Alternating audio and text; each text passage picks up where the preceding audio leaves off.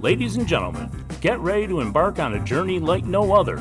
Welcome to the Glum Lot Podcast, your go-to destination for a unique blend of recovery and discovery. I'm Brett. And I'm Mark. And in this podcast, we will endeavor to create a safe and uplifting space for our guests and listeners to share their stories with sincerity and a touch of humor. Remember, we are not a Glum Lot. The Glum Lot Podcast is more than just a source of entertainment. It's a beacon of hope, proving that even in the darkest moments, recovery is possible. Every story we share carries the power to inspire positive change. So buckle up, get ready to listen, and join us in discovering the strength that lies within every individual's journey. This is the Glum Lot Podcast, where humor meets hope.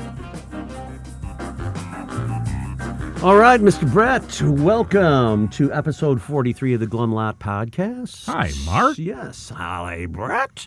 And I just remind our listeners that they should join the Facebook group. Yeah. It's the Glum Lot Podcast Facebook group. All episodes pop up there first. We also, if we have conquered a new country, we announce those. Pop it up there, and please join. Yeah. And also, if you want to contact us, the glumlotpodcast@gmail.com is our email. It is. Tis. So what's on your mind today, sir? Today was a great day. Yeah? I'm absolutely exhausted. But today, I'm exactly exhausted. Yeah, that too. But today was a great day, and I'll tell you why. Tell me why. Because I worked my butt off. I got a lot accomplished. Yep. And at the end of it all, here I am, and I'm not drunk or feeling like crap. Right. Not only you're not drunk, but you're trying to spread the word of really recovery. It's just, I sat there and thought about that on the way over here. I was like, man, this is a good feeling. And I didn't always have that good feeling because, I would have all the aspirations of getting everything done, but it wouldn't get finished. No, I was just thinking that. On a nice day, you'd line up your list of things you're going to accomplish, and you'd start with maybe mowing the lawn and having a beer. Absolutely. Then 2 beers. Then I'm going to take a break. And then you hit a telephone pole. And then you're 6 beers in, and all the rest of the stuff on the list just goes to shit. Yeah, so I used to do a lot of building things. Yeah. I made furniture, just all sorts of woodworking stuff. Mm-hmm. And then I get to a certain point where I'm like, I can't really be using power tools. This is very few times that I actually came to this realization. But what I did come to the realization of is it isn't getting done, and now I'm just going to shove all that shit in the garage. Yeah. And so my garage is still a disaster because I did that. I would just all throw it in there, and nothing would ever get done. Early on in sobriety, I think some of us feel like, well, what am I going to do now? Right. I don't have things to do. Right. And sobriety gives you a chance to develop the things you've always wanted to do but never could get through, like woodworking or fixing up your yard or anything. For me, playing anything. Music, learning an instrument, all these things that were like, I'm going to do that someday. Well, That's right. You know what? Now you have the time. Yep. And you're not going to get drunk in the middle of it and just drop it. Yep. So get to it, man. Okay. Well, I did today. Damn it. Yeah. And I when I got sober, I learned how to meditate. Yeah. I learned about Zen meditation. I explored yoga for the first time. I always wanted to do that. When I was drinking, I'm like, I'm going to try yoga. Well, I never did. Yeah. And all these things helped. It's almost like I knew what I would like and I knew it would be healthy for me. I just never got around to doing it. At my point, 2 years, 7 months, I'm still reaching for that, trying to figure those things out. But all I know is today, I'm glad I could do what I did and got it finished. And these are some of the rewards of sobriety. Yes. And speaking of rewards of sobriety, we are going to reward the listeners today with a great guest. Yeah, they're all great, and we know that. This guy is he's so special to me and you, isn't yeah, he? to both of us, he's for sure. Whenever I think of this guy or talk about him, I'm like, that guy's such a great dude, man. And given what he is still very real and human, and that blows my mind. And you'll find out what he is. All he wants to do is help people. That's it. And he's good at it. That's it. So stay tuned because it is a good one. Yep. And so let's welcome Bob. Bob K., welcome to the Glum Lot Podcast. Yeah. We're glad to have you with us. Can we start with your sobriety date? Yeah, it is January 1st, 2000. January 1st. Wow. Can you believe it? So easy to remember. Yeah, man. It must have been a hell of a New Year's Eve, though. No, actually. Sucks. I have a feeling we're going to hear about that. So, it was a couple days before that. Yeah. And can we rewind it back to your first experience with the effects of alcohol? yeah. So my mom is French. Mm-hmm. And so... Like, was she of course- from France? Yes. Oh. Yes. She was a war bride. They met in the war. And, over in France, the kids drink. Oh, yeah. So... Do your homework with a glass of wine. That's exactly right. Yeah. So probably about 6 years old, I had my, they water it down, but I had my first glass of wine. There was always wine at every holiday. Did you feel the effects of it? No. Okay, No, so you're 'cause it was drinking watered down. Yeah, you yeah, know, yeah. Okay. So, every holiday I got to drink, and it was acceptable. Mm-hmm. And Do you remember that first buzz, though? The first, when you get that feeling? I do. It was another time.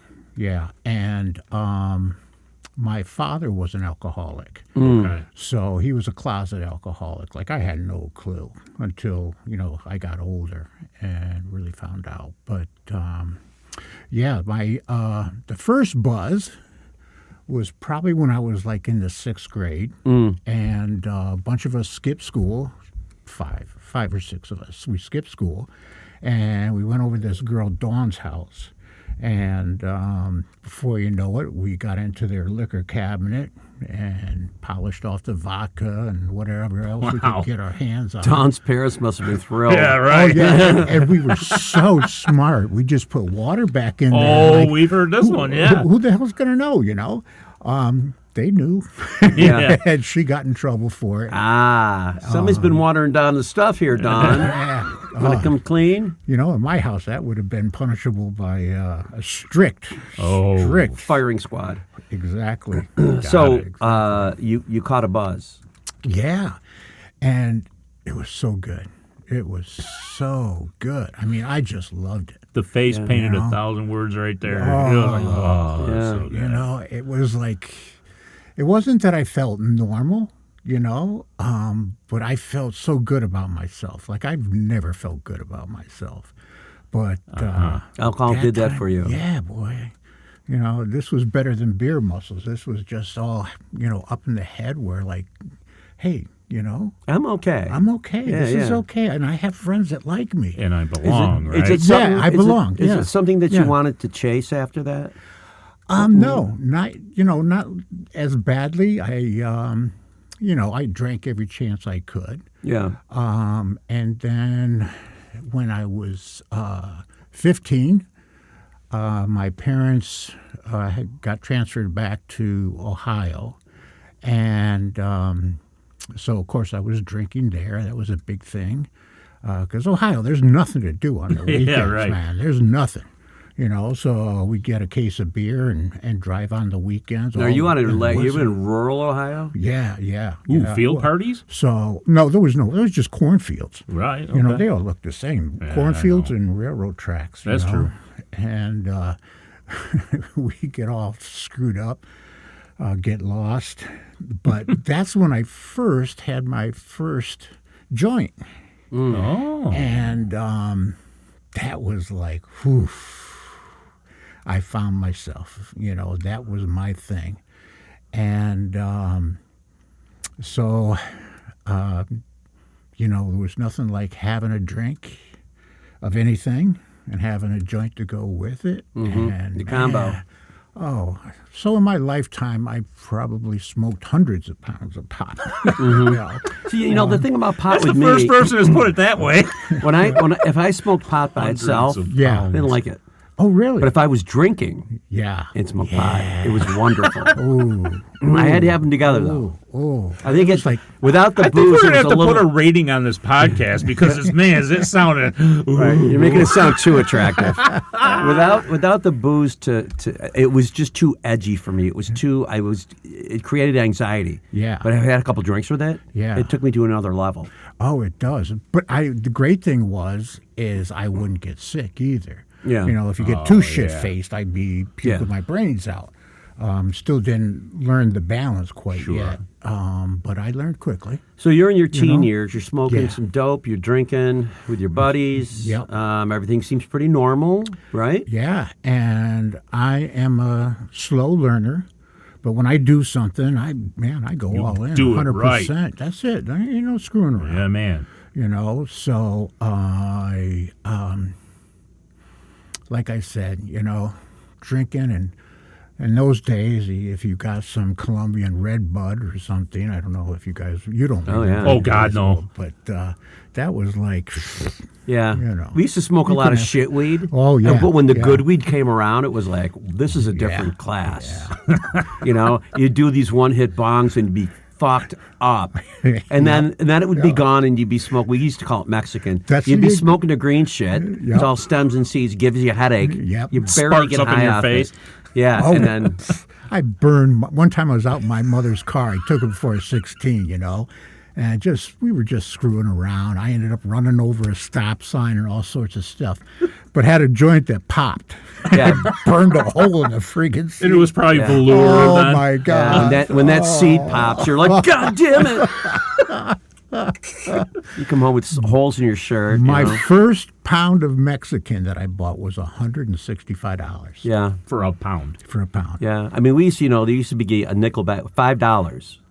Was Yeah. a nickel bag of pot. I've reached back the then. part where I'm getting an education. And then you take an album cover that opened up, Uh-huh. and you'd break it all up, and then you tap on it so the seeds and stems would roll, and you keep the leaf. Yeah. Okay. You know? Yeah. And then you'd save some of the seeds and try to germinate them and grow your own shit weed. Yeah, we did It was all that still stuff. just as shitty. It was even worse, you know. But anyway, but I digress. Yes. Yeah, So you guys would- you're a typical teenager doing Yep. your smoking and drinking. Yep. What happens from that point on? How does it progress? You know, I ended up moving back to Connecticut and started working. I was an arborist. I was a tree monkey, nice. climbing up and down trees. And I did that on and off for like 18 years. And, you know, after work, I mean, it's really dangerous work. Yeah. And so after work, we'd get back to the warehouse, and that was it. You know. Oh, yeah. We Especially would after get- that kind of work. We'd get friggin' hammered. Yeah. And it got so bad that we had a running tab at the liquor store up the street. You know. So, and we were drinking probably one time it was like $300 a bill. Beer was cheap back then. So Yeah. you know, I'm talking a while ago, and. And of course, you had to have your little shooters with it. And So is this on like on a daily basis? You guys are doing this? Yeah. What about the yeah. weekends? The weekend, same thing. You know, actually, I when I was married to my ex, and we didn't have any kids for 7 years, and she'd always get me booze. She was my enabler. And she knew I didn't hide anything from her. You know, that time it was plenty of coke around, plenty of crystal meth. So you're dabbling in all that stuff? Oh, absolutely. Yeah. Nothing's too good. You know, I did too, but Nothing's too booze was always my number one. Yeah. But Yeah, if me anything too. else was around, I was up for it. Yeah. Yeah. To you at the time, it still seems like not that out of hand, right? Especially Pretty with a manageable. significant other that's like, fine. Yeah, and your Yeah. job, you're still going to work, and everybody's doing the same Now, kind of I thing. got to ask, was she doing this to keep you happy? I don't know, but it worked. Yeah. Yeah, I was just curious. It did keep him happy. Well, she was just like, well, screw it. I can't control this dude, so, you know. And her dad was an alcoholic. So I was like, he owned the company, so I was drinking with Oh, her no kidding. dad all the time. Okay. Yeah, yeah. So he was a big alcoholic, and her So mother does was. your alcohol use increase, or do you? Yeah, Like a fish. yeah. Like a fish. And it wasn't bad, but then when I started, I mean, I was always a functioning alcoholic. Right. You know, and even when I was doing, you know, all the drugs, I still made it to work every day, never missed a day, always brought my paycheck home. Common theme here. Yep. My side jobs would pay for my booze and my dope, and the world was good. Yeah. You know, So your life's not unmanageable at this point. No, I thought it was pretty damn good. A little expensive, but still. Yeah. But You know, did there come a point? I didn't have kids at that time. Did there come a point at which it seemed to be going a little unmanageable? Yeah. So what happened is that after 7 years, we had our first child, Okay. my oldest son. And I said, I'm doing all these drugs and, I don't want him. I don't want him growing up and then being ashamed of me in school, talking about, it's my powerful. dad does Yeah. this, my dad does that. And so I said, I know what I'll do. I just stop doing drugs and I'll just drink. Just drink 100%. Does that include Way pot? more acceptable. Yeah, no, nothing.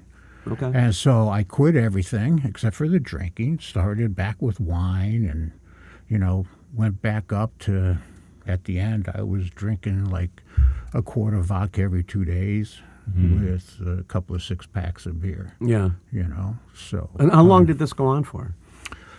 Roughly 15 years. Holy shit. Yeah. So Yeah, that's a right up- lot of use, a lot of booze. Yeah. Any DWIs in there? Nothing. No job losses? I drank at home. Yeah. No, but the funny thing is, I couldn't get along with any of my bosses. And I always did my job, at 100%. But I couldn't get along with my bosses. And I Well, you went from probably job could to do job. things better than them. Of course. Yeah, that's why you didn't they're like just them. dumb. Can't possibly. How do they run this business without me? And so, I would always progress up the chain, and become foreman or whatever it was, that I was working at. Did you start drinking at work at all or no? Never started drinking at work. I would get high at work, at times. I was still, I had gone back to smoking pot a little bit. And, but I never drank at work. Just when I got home, I drank at home, didn't go to bars or That was anything me, like too. that. Yeah, same thing.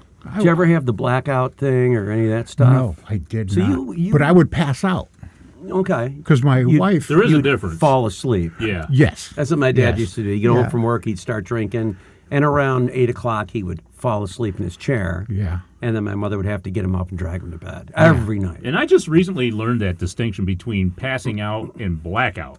Blackout, you're still doing shit. You just don't you're know. driving. Yeah, passing out, you're done. You're driving You're and, done. and Like yucking when it I up with people. when I passed out in a face full of spaghetti, Right. You're unconscious. yeah, You're done. yeah. So yeah. you're like a heavy maintenance drinker. At this Yeah, point, I right? was. Exactly. Yeah, that's I what I was did, just, too.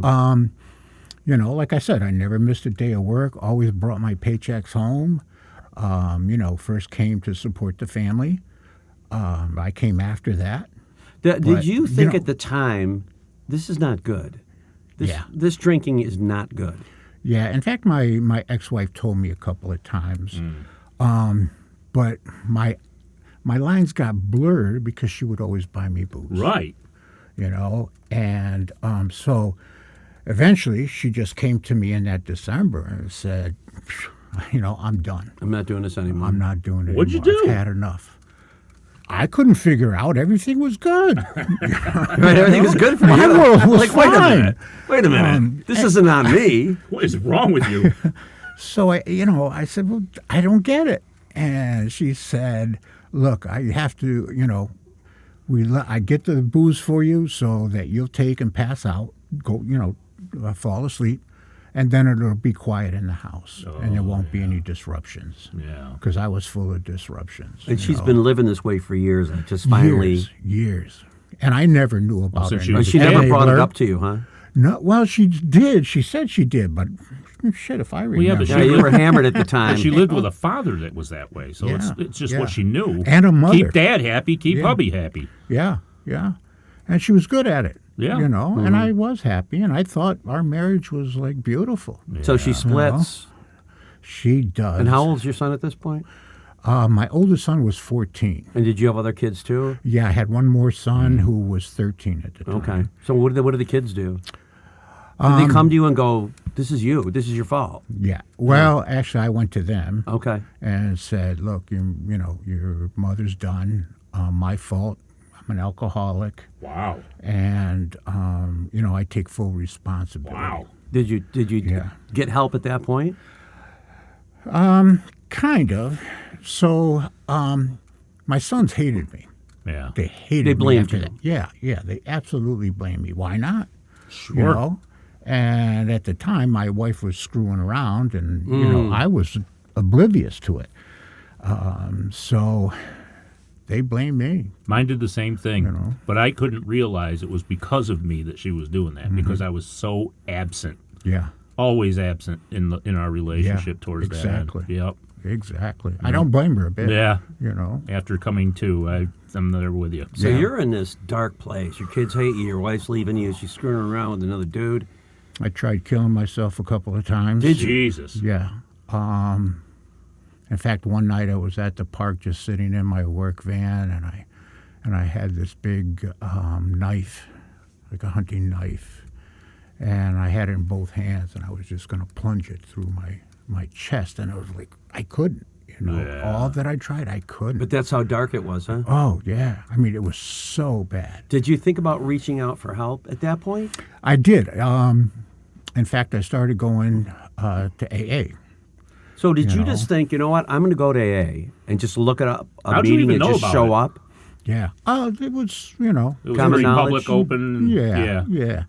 But I got to say, the first meeting that I went to, it was in the bottom of this church. No. And they had these 40-watt bulbs. You could barely see. Go down these steps, And this young guy comes running up to me. Oh, yes. Yeah, let me give you my card. I'll be your sponsor. Let me be your Oh, my sponsor. gosh.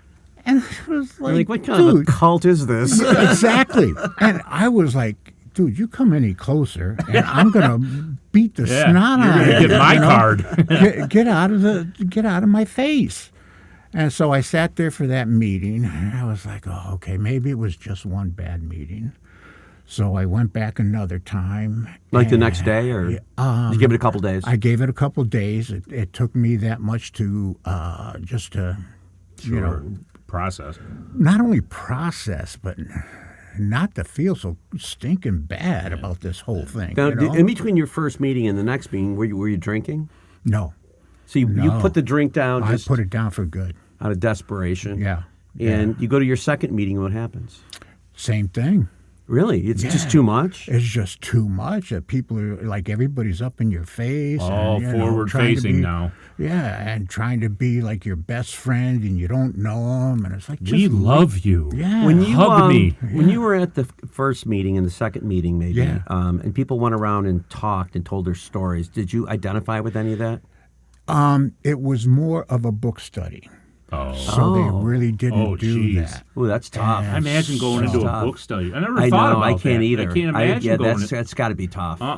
Well, it didn't work. Well, I Clearly. mean, another thing too is then all of a sudden you think that's what AA is. Yeah. and you're Yeah, like, this isn't. I don't want any part of this. Yeah, it's exactly how it was. Yeah. Wow. So, Nobody It pulled took you me a aside and while. said, this isn't really what a meeting. How. it was they're like a so bunch of focused. deranged idiots. You know? Well, it still like, is. they were Except worse than that- me. Except that you're one of them now. Proudly. Yes. Proudly, that's so, right. what, did you go to a third meeting? I ended up looking for another meeting. Okay. And I ended up going to a couple of different meetings, go. and then I found one. At any point during that time, were you like, screw this? This is. Oh yeah, But you Yeah. ended up coming back anyway. I did, because I was just I was so bad. Yeah. I didn't even know how to sign a check and make a check out. I had no idea. My ex did all of that. That's how bad it was. Like, I didn't know who the frig I was. Right. You just went to work, came home and drank, slept, rinse, repeat, right? And she left the house, and I was stuck with the two kids in the house while we were going, through the the stuff. divorce procedures. And, I forgot to say, too, that, like, the night that she came to me, in fact, it was even, it was right after I tried to, one of the times I tried to kill myself, was that I just got down on my knees, and I did believe in God. Okay. And so, that thing with the higher power was very easy for me. Yeah. And but I hadn't even gotten there, so I just got on my knees, and I was crying so bad. And I just said, God, if you're there, you got to help me. I cannot do this. I cannot do this at all. And so I kept, trying and trying. And I did find a good meeting, and so that was good. And then I hung out. I didn't get a sponsor right away. Yeah. Okay. But I did go to some speaker meetings and I spoke. Did you get yourself a big book? I did. That was the best thing in my life. You started reading? I read the whole thing. Really? Like, Cover to cover. And you understood it the first go? Like yes, that? like it spoke to Wow. me. It spoke to me. Jeez. Yeah, that's me.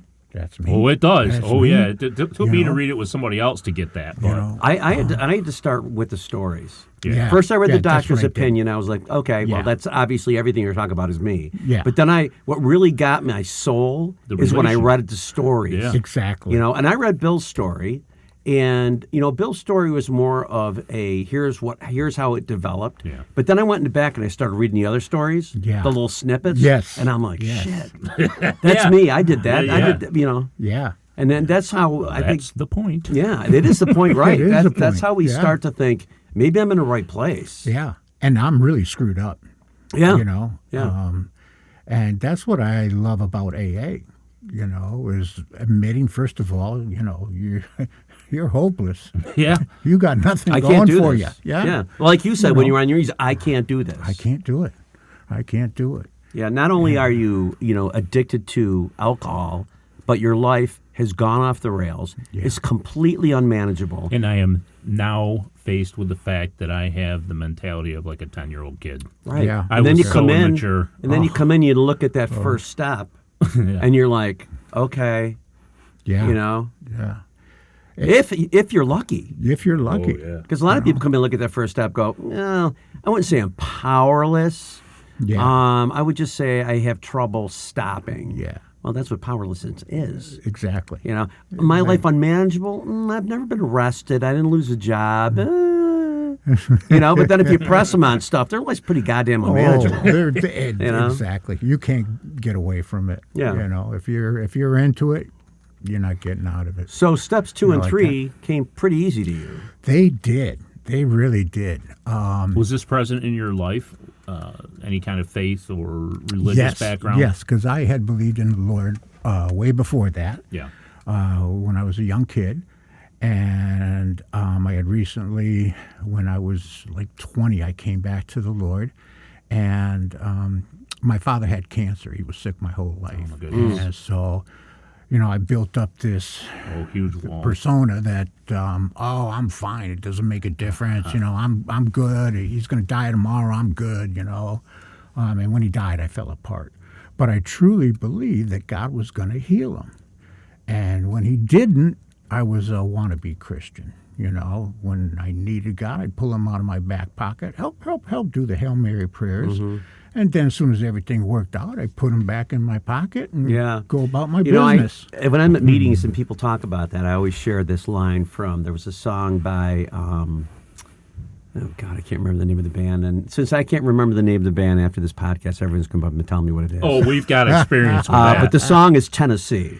Tennessee. Oh, my gosh. Now I'm struggling. But there's a line in there that says, Lord, you're supposed to be my steering wheel and not just my spare tire. And for a lot of people I know that are coming in, they have that foxhole prayer. Yeah. And, higher power's a spare tire when you need it. Yep. But it's not the steering wheel. Yeah. When it's the steering wheel, then your life really starts to change. Yeah. Yeah. And, really, the 12 steps are all biblically based.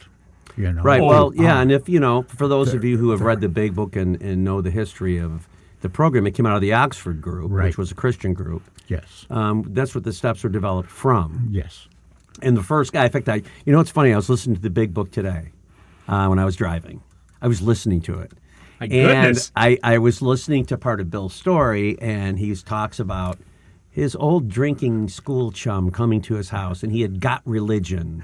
Oh. And, Yeah, Abby. Yeah. And It I'm was like, heavy. and the Oxford group had a big part of that. I'll just sit here and drink while he goes through his thing, and I'll just continue about my life yeah. after, right? And then he offers him a drink. Oh, yeah. And he says, no, I'm not drinking. And then he says, I But got he God. does say there was something about him. That's right. That's There was the a glow attraction. about him, and that's what I think. That's the attraction, right? Yes. And here's a guy that he drank with, so he knows how the guy drinks, and he thinks that's me. I was him, but he's this now. And he's so different I from want to what be he this, remembered. But as Bill says, he didn't want religion. He didn't Yeah. want to hear it. He wanted, Yeah. he didn't want anything to do with it. Right. But he, Me either. Yeah, Me but either. but the founders of AA found a way with your own understanding of a higher power to include everyone, And it works. and it works. It works. It's you worked know? great. So much so that it brought me back to church. Yeah, essentially. it does a lot of people. Oh, Yeah. yeah, they say it Yeah. clearly in the book. In We Agnostics, it talks about how a lot of us do go in, but at first we don't need to be doing that, right? And we just need to get out of ourselves. Yeah. And, AA brought me back to church, So tell us But you about can't- that. But you can't beat the fellowship That's in right. AA. It's like a church all by itself. Yeah. I wish. Great way to put it. I wish everybody would go to a meeting, because the fellowship. The fellowship is a spiritual something- experience. It's It otherworldly. is. There's It is. nothing else out there like it. No, nothing. And the greatest part that I love about AA is, once you've gotten to that point where you're sick and tired of being sick and tired, and you have to just break down and admit that you are powerless. Yeah. And for God, that's what He asks us to do. Yep. The same thing is to admit that we're powerless. We're not in control. If we let Him be in control, And as soon as Life we gets do different. that, what do we gain? Yeah. A new power, a new- different power, right? yeah. Oh, it's unbelievable. And so I ended up finding a church there. My sister was a pastor, and I found this old guy there. He was like my grandfather. Sure. This guy was so cool, and he was an old Wall Street guy who went to meetings every morning at 6 o'clock in the morning, and so he became my sponsor. And it was just incredible, to listen to a guy that you could be your grandfather. Was like. Yeah. I mean, words of wisdom, you get those bits of knowledge at a meeting, and he was just full of, I don't even know how he remembers them. Right, Bill W. was an old Wall Street guy. Yeah. So, easy to do. Nice. So you're going to meetings, you get a sponsor, Yep. start working the steps, Yep. start feeling better. Oh, my gosh, my life turned around. It's funny. I was, all the time at my wit's end wanting to drink, So it was and- tough for you at first, Oh, God, it was the hardest thing I've ever done. fighting the obsession. Not that I did it on my own. I mean, it was like I was so immersed in all of it that, like I said, I didn't even know who I was. I had no idea. Now I got these two boys that I'm supposed to be, trying to raise that hate me. And it was so screwed up. I had no business being there, and but I stuck it out because they're my sons. No, are you and I going to love 'em. meetings every day or just about every day? No, I would say probably twice a week. Okay. I was going to meetings, and then finally, after about a year, I wanted more. It was like I couldn't get more. I needed something else to get me, to that place. And church just did that for me. The Bible did that for me. It got me to a place where that's what I needed. I didn't understand God at all. I was going to say you have a new understanding by this point. Yeah. And, after 9 months of trying to really walk with the Lord, I ended up waking up one morning and like, holy shit, I don't need a drink. I don't need The a drink. obsession This was is- lifted. It was like gone. Yeah. You know, it was really weird. And at the same time, I had an addiction to pornography. Okay. And before that, I was working for a vending company. So every place I went, I would find magazines and everything else. If I go to stop on the side of the road to relieve myself during the day because there wasn't always a bathroom available, there would be something on the ground. It was everywhere. Following you. It was. It was. Leave me alone, porno. The hand starts coming up. But at the same time, It wasn't the hand. Anyway. So it's another addiction, though. it's another addiction. It's a real one, too. It is. And it was gone. And I never to this day found any kind of porn literature or anything again. Because It we is went so from crazy. self-fulfilling, Yes. right? Yes. And just turning it over, to the God of our understanding. So what's that look like now? Well, I'm a retired pastor. Yeah. So, Yeah, how did you get into the whole? Yeah. How'd you get into the pastor business? well, I got involved with that first church, right? Yeah. And this was in another state, and it was a small church. A lot of rich people. The town I lived in was very well-to-do, and they asked me to become a deacon after a while. I had preached a couple times, and No, for the uninitiated, what is a deacon? so it is like somebody who does the behind-the-scenes stuff, like books. Not books. The fiscal part of it, overlook the spiritual part of it, make sure the pastor's doing his job. So you kind of become like a trustee. Exactly, kind of thing? Yeah. Exactly. Don't know shit, but that's Right, what but it's happens. like a service you know? position. Yes. Right. Yeah, I still don't know anything, but that part will never change. Okay, deacon, continue.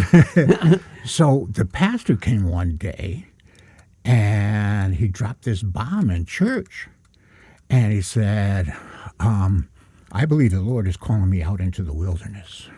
Okay. What? To the wilderness. Okay. And so he left. Oh, Where did he go? Death Valley? Nobody knows? He just left, right?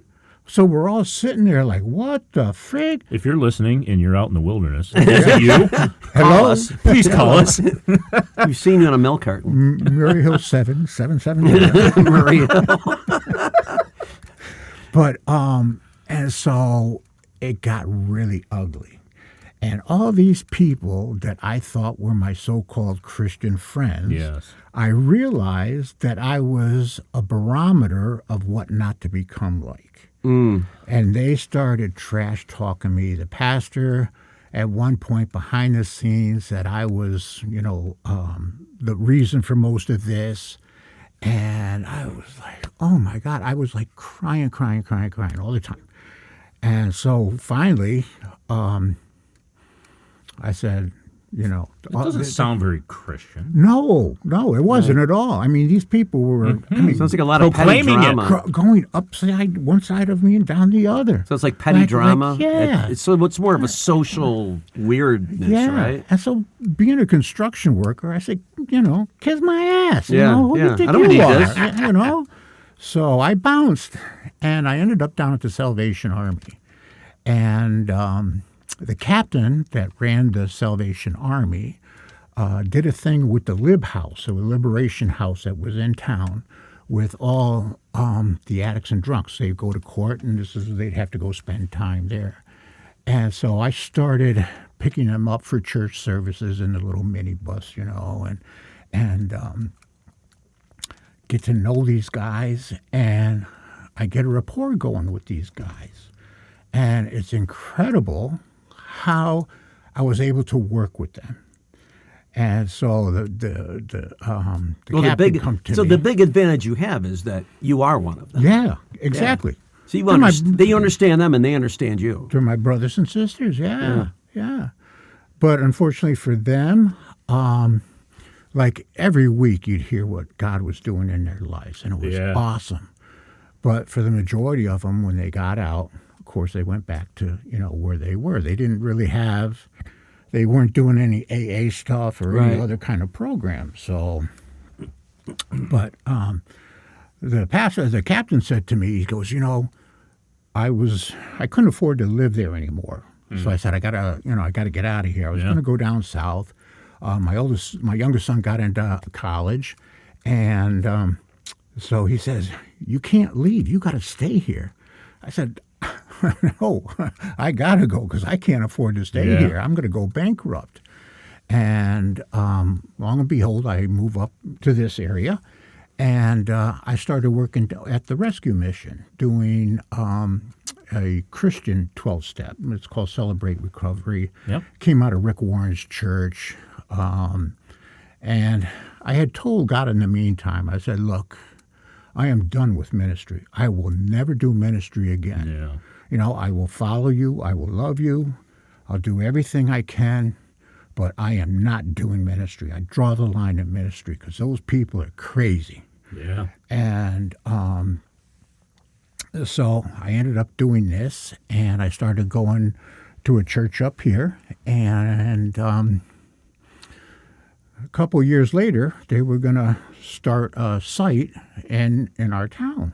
And so they're expanding. They're expanding. And the lead pastor came to me and said, hey, do you want to, lead this church? Do you want to become a pastor there? And I was like, damn, it beats the construction I'm doing now. Yeah, right. It's like cake. Come on. Yeah. And I was working at the Thruway at the time as an equipment operator and snow plowing during the winter and all that stuff. So you said at the point before that you're like, I'm not doing this. I'm not. And so, No but now way. it's been offered to you again. Yeah. But you feel differently. No. Oh, so you still don't want to do it. No, I told him, I said, look, I told him the story. I said, for me to do it, I would really have to hear from the Lord. And then the phone rang. And then, actually, my wife and I were doing premarital counseling for like 10 years.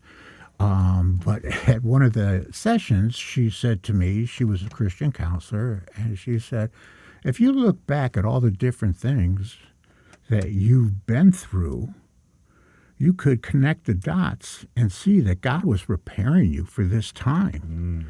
And I was like, I'm a drunk drug addict. I'm barely making ends meet. How can I possibly, what could I give to people? I'm not a theologian. I don't know, I know the Bible. I've read the Bible many times. I know that. But I'm not one of those people.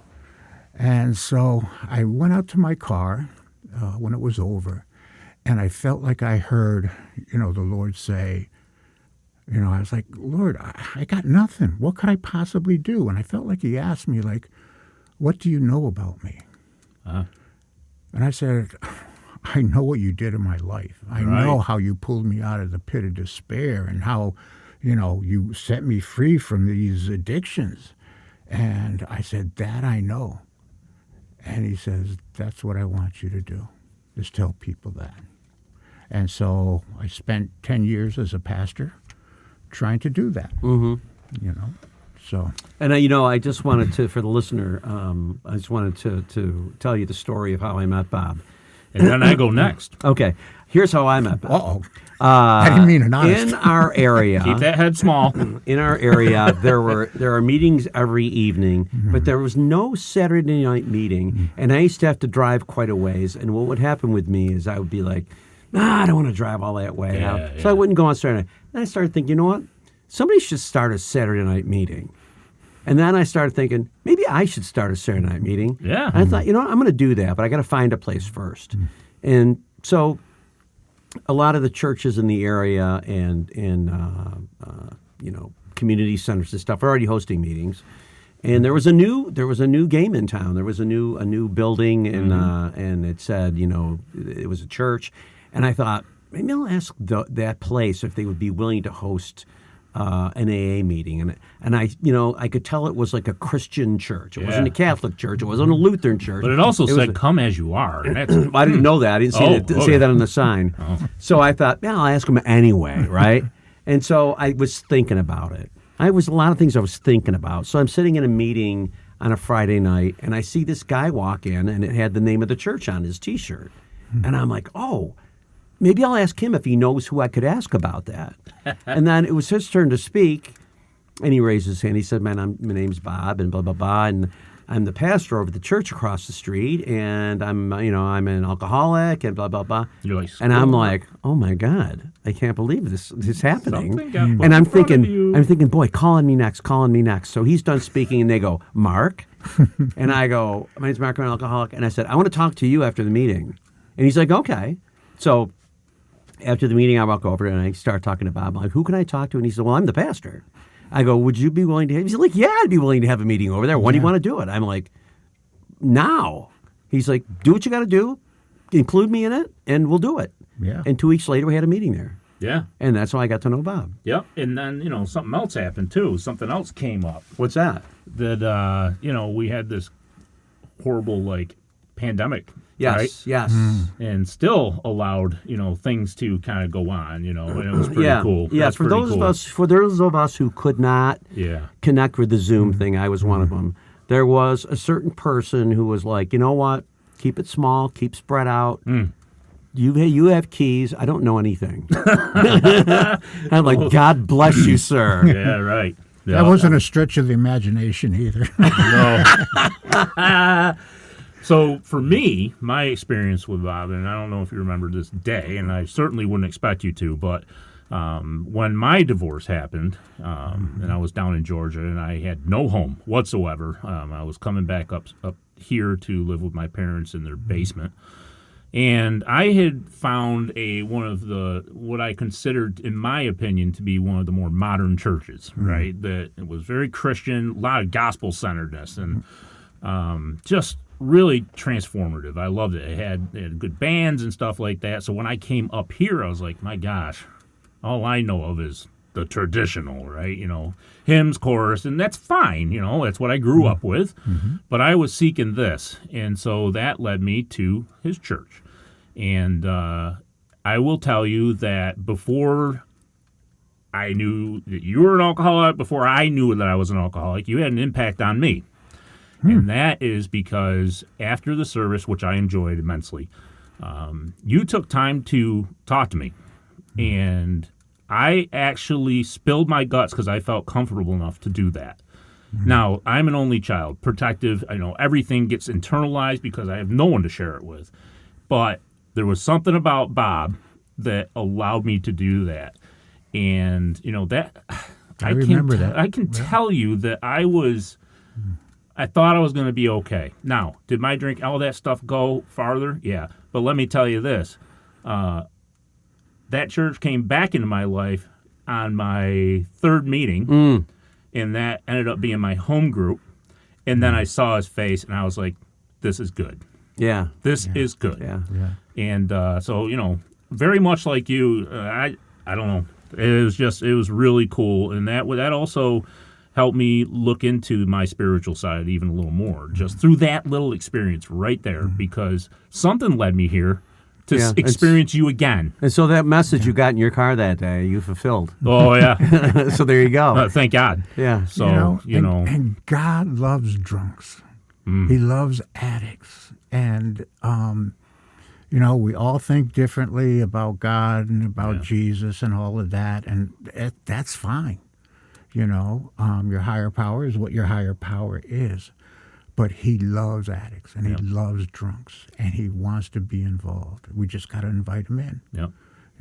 Not saying everything's going to turn out perfect. I got divorced. It took 7 years before I was able to talk to my sons again in the part where we had a friendship. It's not perfect. Yep. But it's okay. It's okay. Because we're humans. Yeah. And I had to ask for their forgiveness. And, hey, I effed up, man. Yeah. I realize that.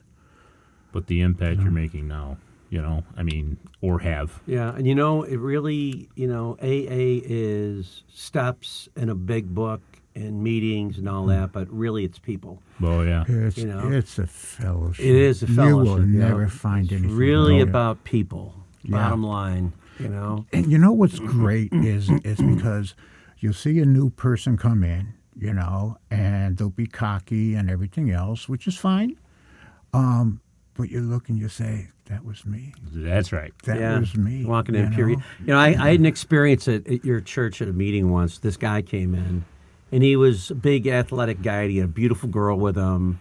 And That was me and my wife. he was kind of cocky, and when it was That's his you. turn, Yep, that's me. you. Yep. when it was his turn to speak, he was very cocky at his first meeting, saying, "I just thought it was time I came in and started thinking about not drinking anymore." Blah, blah. And then at the end of the meeting, he walked up to me, he goes, "Here's my business card. Call me if you want to sponsor me." And I'm like, Get out. this guy doesn't stand a fucking chance. Wow. Yeah, it Wow. blew me away, and I was I've like, never wow. had that happen. And in this episode of Where Is He Now? But for the grace of God, I was just like, man, that's boy. That's us. Never saw him again. Yeah, of course. Call me if you want to sponsor me. yeah. Oh, please, can I? Yeah.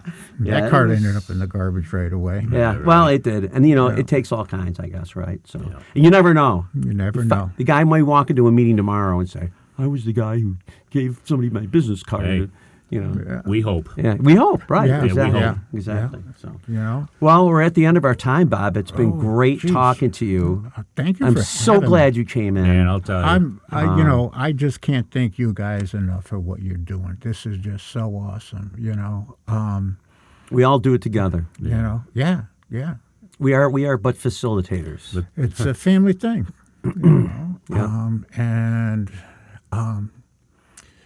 the one thing I'm most proud of is that during COVID we had 7 meetings Yeah. going a week at the church. Yeah. That's my highlight of my career. But anyhow, guys, keep it up. Yeah. We need will. This. Don't you we worry. need this. We will. The community we love needs it. it. Yeah. Yeah. Oh Yeah. no, it's so good. We love hearing what results because of it. Yeah. So many different things that we didn't even anticipate. We were just trying to get the message out in hopes that somebody can relate and get help. But then we hear from parents, then we hear from spouses or significant others, Yeah. or it's Yeah. just or complete non-alcoholics, those weirdos. But they'll tell us we now have an understanding of you. Oh, that's awesome. But they Wow. also love the drama that we provide, of course, right? So it's The stories entertaining. are great. So. But at the end of every one of them, it becomes very, very, evident what a miracle this can be if we put the work into it. Yeah. And the belief into and it's it. available to everyone. It It is. is. yeah. It's free to everyone. Yeah. So we And really don't- appreciate it. Don't give up. That's Nope. We really appreciate you coming in. And Thank so you. until next time on the Glum Lot Podcast, I'm Mark. I'm Brad. And I'm Bob.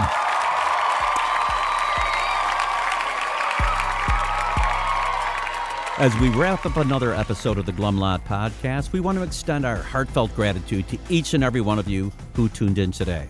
Navigating the path to recovery from alcohol and other substances is a journey filled with challenges, triumphs, and self-discovery. Remember, we're not affiliated with Alcoholics Anonymous, but we're here to provide a safe space for open conversations about the complexities of recovery.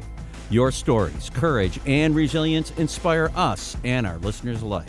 If you or someone you know is on the transformative journey, know that you're not alone. Join us next time as we continue to explore the diverse facets of recovery.